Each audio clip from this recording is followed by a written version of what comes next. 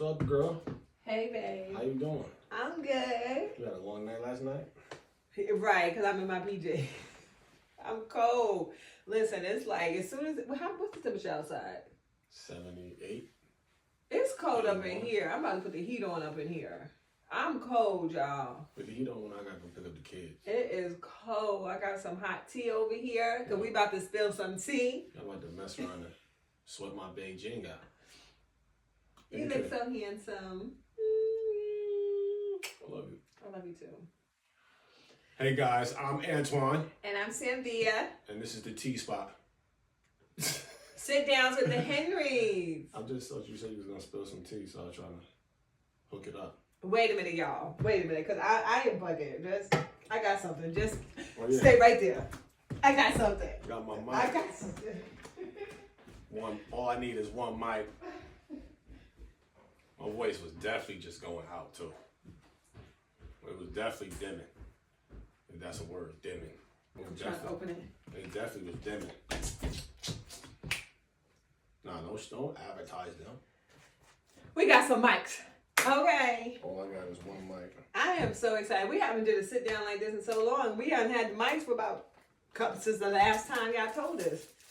So the last time I said Antwan need a mic, I said, we gotta come play with this. Get a mic. Went right on Amazon. So if y'all looking for this, get it from our Amazon store. Please. This is so cute.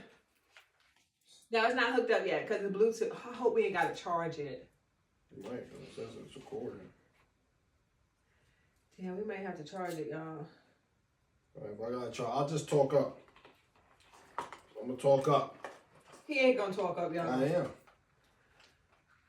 But let's see it because it might be already a little charged, babe.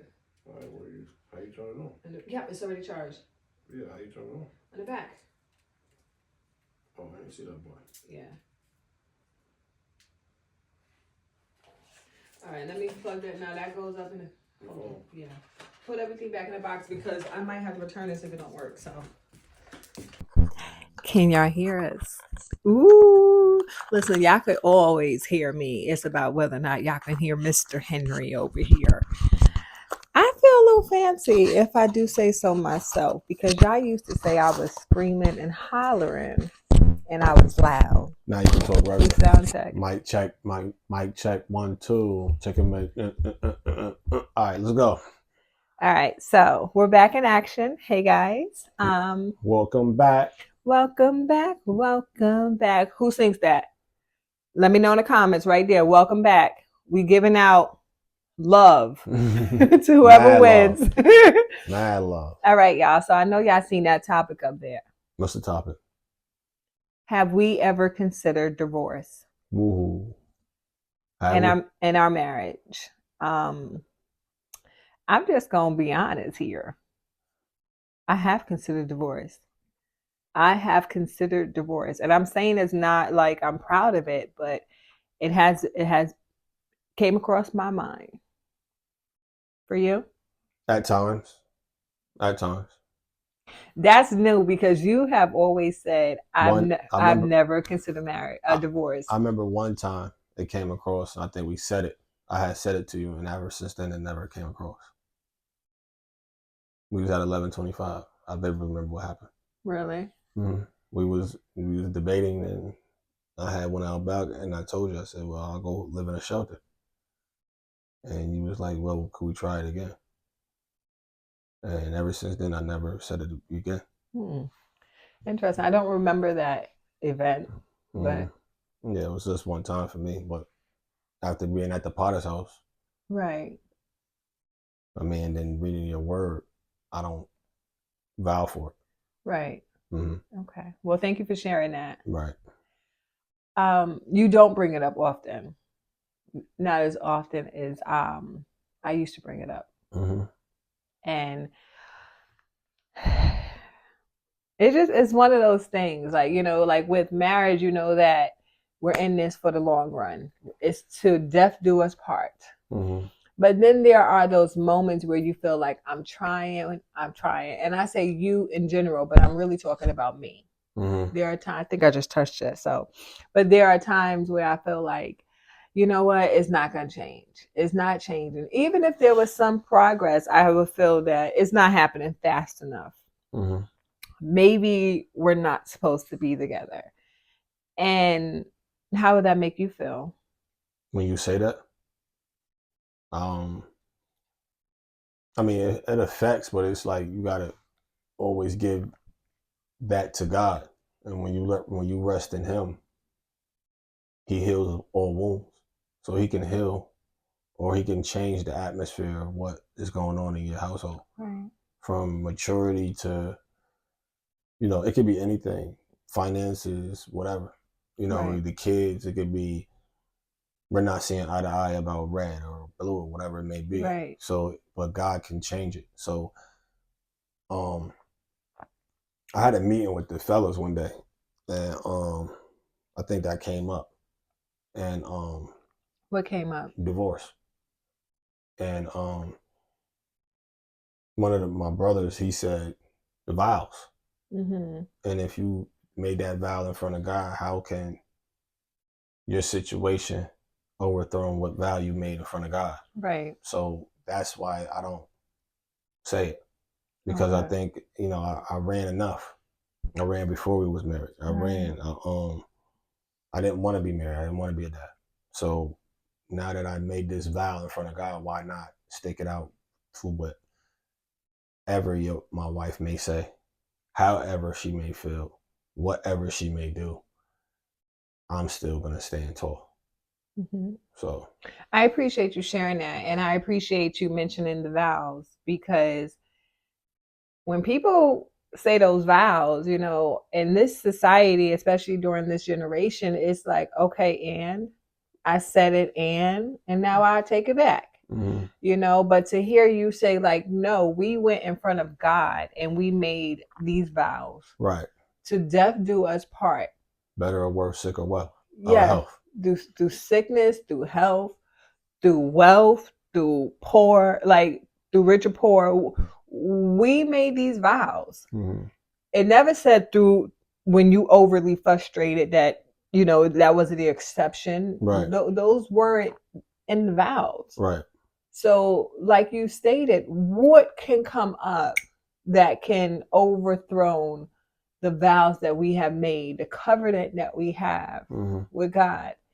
And I have to thank you because when I felt like I can't do it, or when I felt rather past tense, where I felt like, you know what, let's throw in the towel, you have always been there saying no, no. Mm-hmm. We're gonna let's talk about it later. Let's reconvene. Like let's give it some time, take some space, and no, because we're not doing that.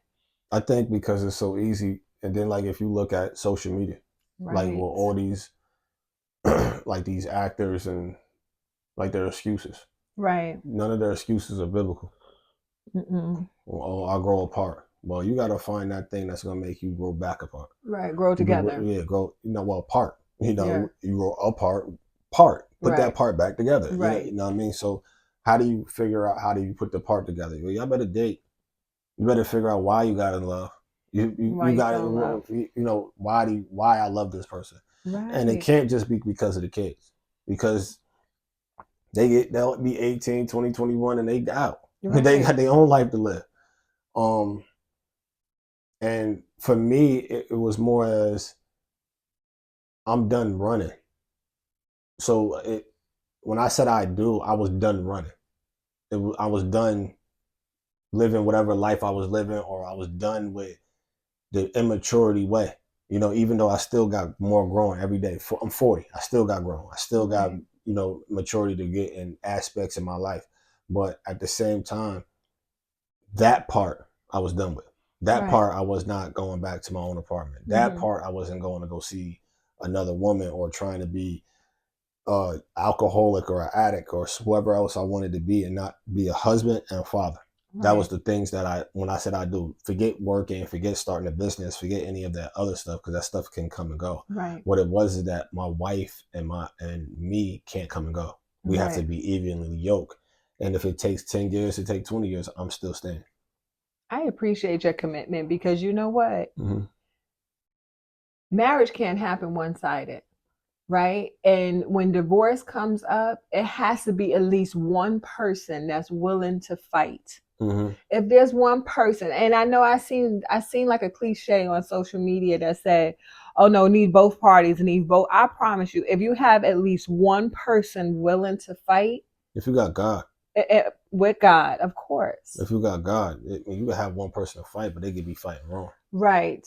So you gotta know how to fight. Like today, we supposed to go to church. I got sweatpants for church today because I got to fight. Right. It's a different battle. Like people go in church and they be having the flyest suits, the flyest dresses on. Nah, man, you gotta go in there, especially when you praying. Right. It's time to go to that Right. war. Right. I was telling somebody that today. I said you better put that towel on. How Tyson used to walk to the ring. Right. So but you have to understand and get to a place where with God you can do anything. That's You true. can do anything with God, but if you leave Him out and try to fight based on how you want to fight, It won't it work. won't work. It's not guaranteed that it will work. No, Right. but even if it worked, it won't work that underneath Him. Right. So your wife, your spouse could say, "Hey, I'm cool with being back in the marriage," but they could be staying for all the wrong reasons. You could be staying for all the wrong reasons. Right. So you need God so that you can be on one accord, one line, and evenly yoked. Right. It's very difficult to have a marriage where you guys are not yoked. But I don't still mean that you should get a divorce. No. That means at times if you ain't got your 90, if you only got 10%, I got to pick up that 90%. And that's another thing that people don't understand. Right. Sometimes you burnt out from, it might not even just from the marriage, it just could have been the past relationship that carried into a relationship. And now that you're ready to go be that person, you could still be hurting from the past.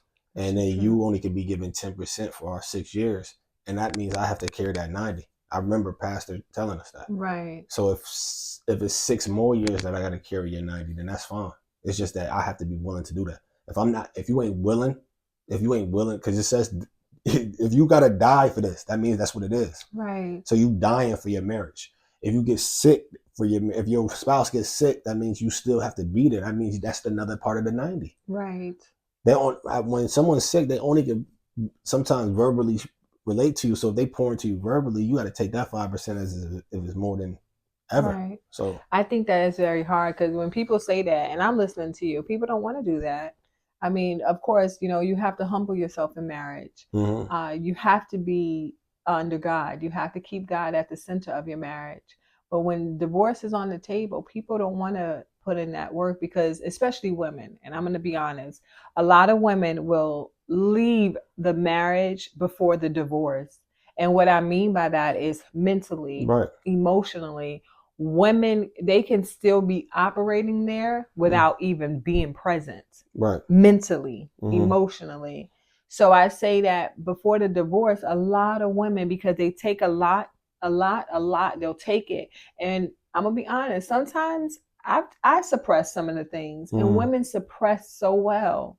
Not really well, because they start coming out in different avenues. They yell at the kids, they start snapping more, they start being really short with their spouse, with their husbands.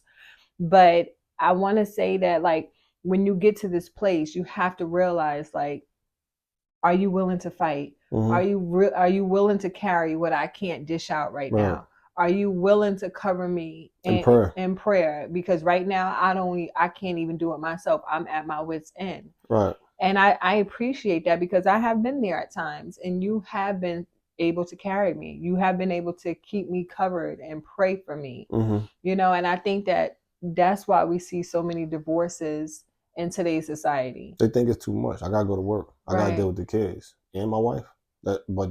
Right. But I don't. So what? So my thing is like, so people, they get this thing with protection, as in protection is like nobody can come in my house. The number one thing that comes into all houses is Satan. So if you can't protect from that, then what makes you think you protecting from a gun? Right. Or any other kind of weapon. Right. Right. So Satan silently kills you. Right. He kills you prolongedly.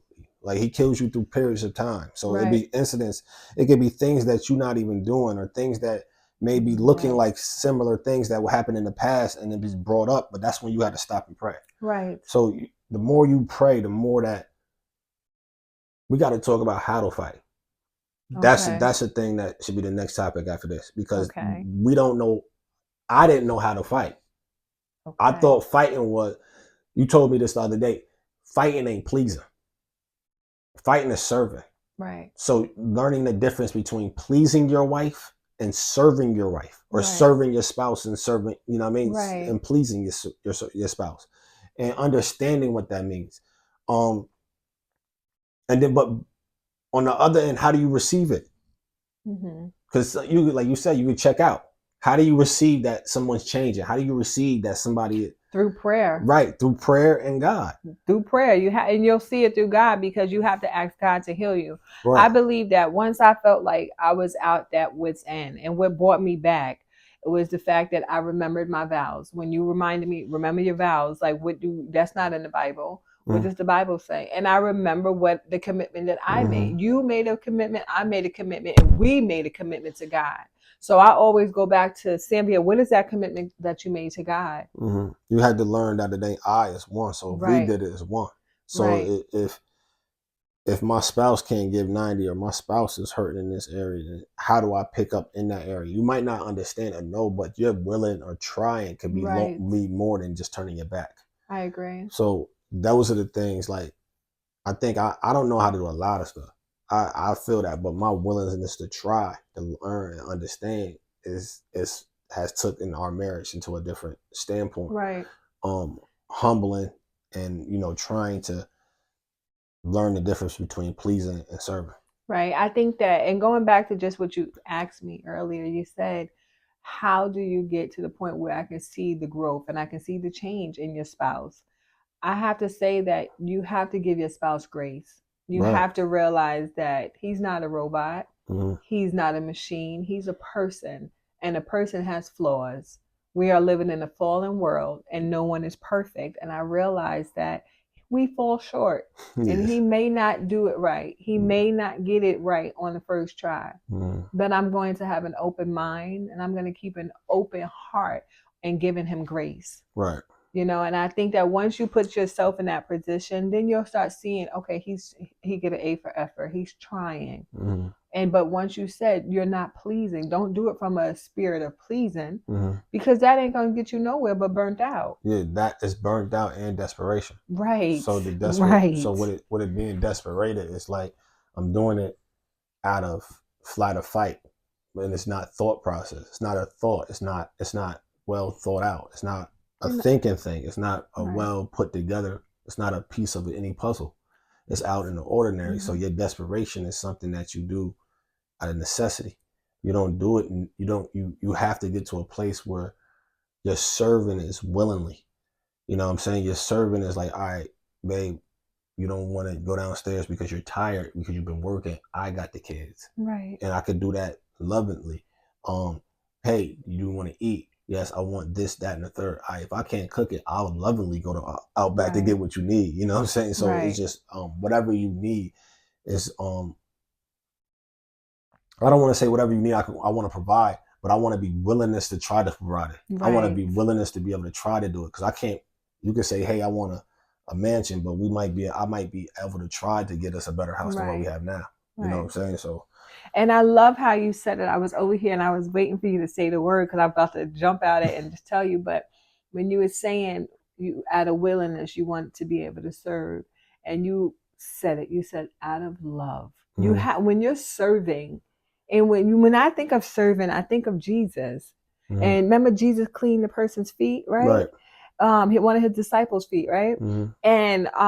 And it's like, come on, like, Jesus, you talking about the Son of God? Like, he really went and he cleaned one of his disciples' feet? Like, they should have been cleaning Jesus' feet, right? But then you think that Jesus was serving. Jesus is love. Jesus is the epitome of love. Right. And he willingly served out of love. Right. So when we serve one another, it is not, I'm not trying to please you. When I run your bath water for you, I'm not trying to please you. When I make you something to eat, or I just help you out, I'm not trying to please you. Like, yes, I want to please God. I want that well done, daughter. You did that. I want that. But for you, I'm serving you out of love, because I love you. And I know that if I do this for you, this will make you a better you. I think a lot of the problem is that with people, is that when I serve, I'm expecting to be served back. Right. So that comes from your 90. So how can I serve you and expect something back if you can't do it at that moment? So sometimes not even just if you can't, it's not the fact that because you can't give your 90, it could be just that I shouldn't expect anything back. That's what I was getting right to. You It should serve without expectation, expectation. right? So only expectation you need to get is from God. So I expect my Right. marriage to work. I Right. expect you to forgive me. I expect that. So when you pray with confidence, With expectancy. right? Yeah. You pray, No. yeah. So and that's another thing. So that's what I'm saying. That when we fight, we got to learn how to pray. Right. We got to learn how to fight. We don't know how to fight. That's the reason why it's so easy to give up on people. Right. I'm cool with. I don't got to be in a relationship with you. Yeah. I don't got to be married to you. Right. I'm cool with that. Right. I can be by myself. But how will God bless you by yourself? Right. How will God bless you? God is blessing you more when you have a family because right. because you know what it is that I heard this last night. Your reality could be a possibility. Okay. So your reality, you look at your reality as now, and then what God got in store for you. Okay. So your possibilities, your dream, you imagine, I want a perfect marriage. I want this house. I want this business to strive. I want to be this, that, and the third. But we look at our reality and forget that God can make our possibility our reality. So that's the problem. So if we talking about marriage and divorce, and you know you don't want no divorce, but you still think that it's going to be the same thing. It's still going to be the same thing. You don't look at what your possibility is or what God can do. Right. So that's really deep. I appreciate you explaining that. I do think that people get tripped up with the now, with the now effect. You know, living in reality. This is now. This is happening now.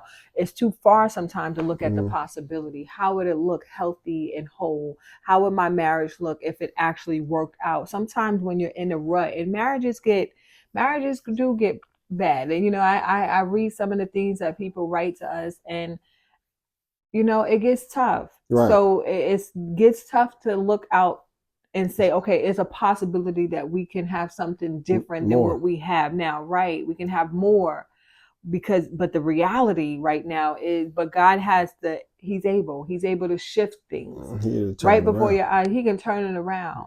You know, I think that it's safe to say, like, we have not experienced infidelity in our marriage. Right. Right. We have not experienced financial issues or abandonment. Well, in the Bible, the only reason why you can get divorced is based on infidelity and abandonment. Okay. So we never seen those two things in our marriage. Okay. Thank you for sharing that. And we haven't experienced like domestic violence in our marriage. Right. But those are some of the things that women write to me and they say, and I honestly, I'm gonna be honest, I don't know what to say to them. You know, I'm never the one to say, you know, leave your marriage, girl. Like, that's not me. I know that anything worth having is worth fighting for, and every person's level of patience is different. Every person's level of faith is different. You know, faith, you can see things that are not there. You know, you can see the possibilities that don't even seem like they're capable of being your reality. I don't know. What would you say to someone that came to you like, yo, you know, brother, I really need your help. I'm seeking divorce. Like, what would you suggest them? Go back to your vows. Number one. And number two, whatever the issue is, it could be fixed. And number three, find a counselor. Find someone that y'all could talk to together and individually. So y'all can work on your person. She can work on her.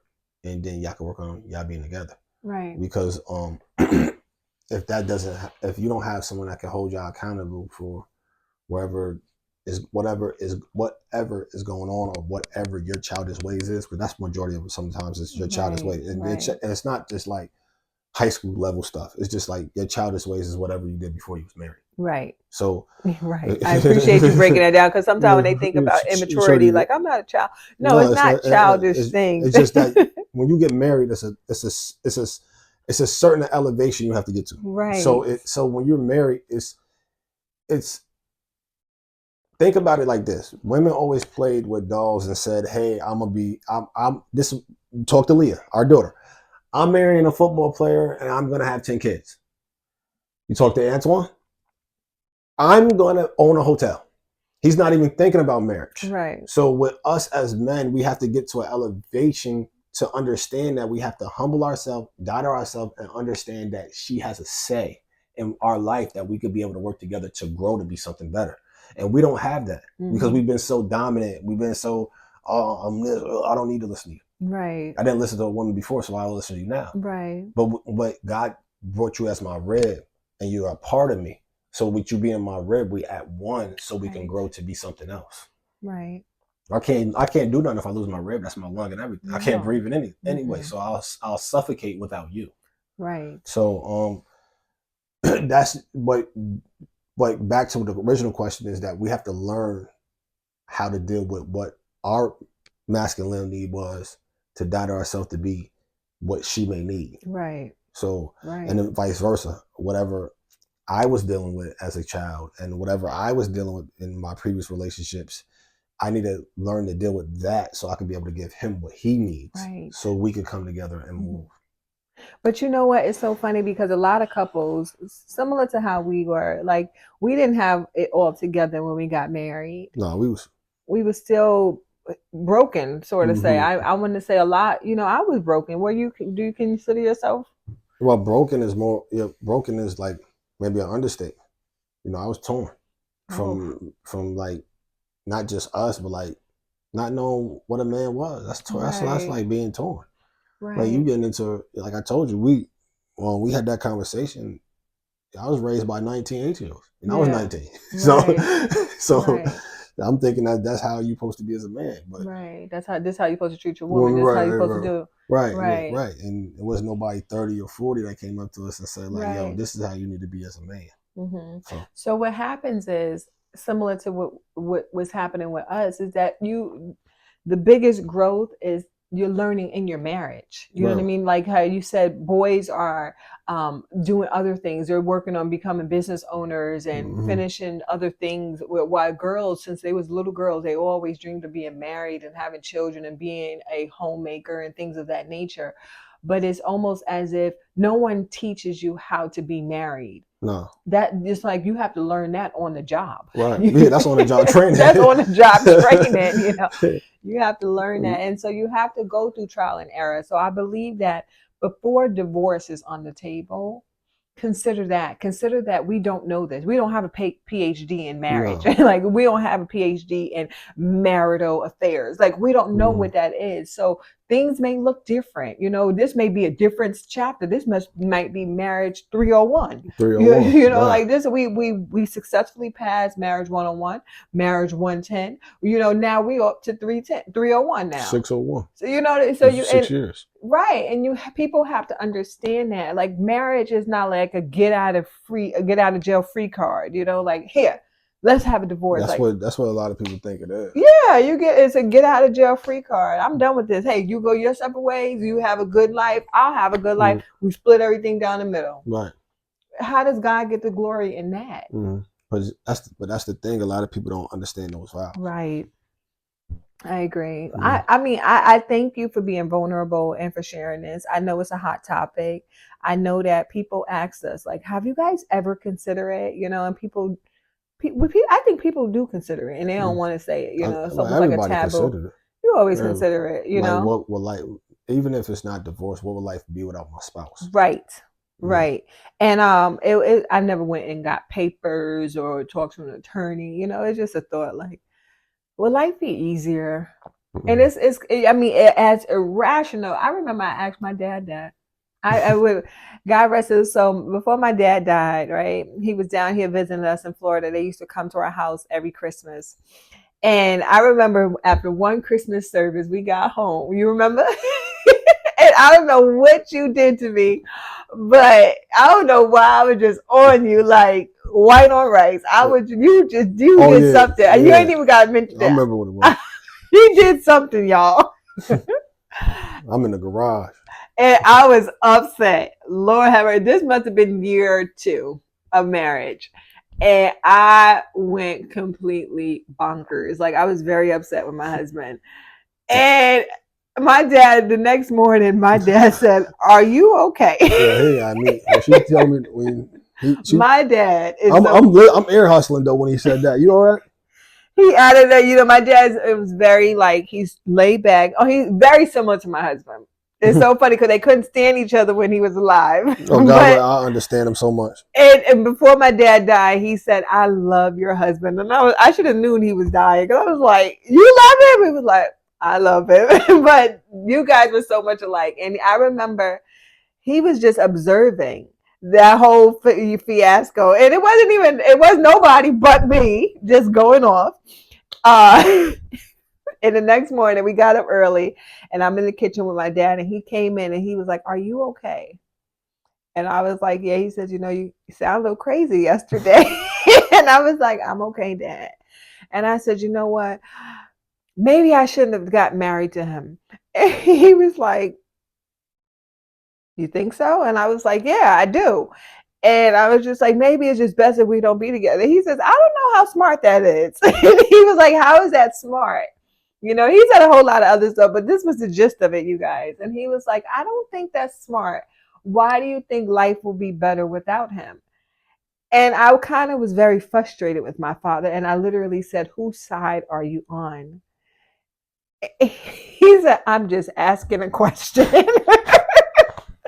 And I really was upset with him, but I started to think. It really provoked me to start thinking.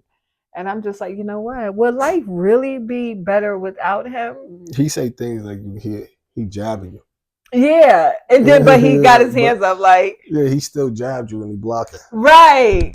He was like, "Are you sure?" But he never answered it. He never gave me what he really thought about it. Like he never gave me his answer because he always put it back on me. Like, is that a good decision you're making? Yeah, Is that smart? He has so much wisdom. Yeah, he was dope. We used to argue. Yeah, I used to always argue. Yeah, but our arguments was like good though.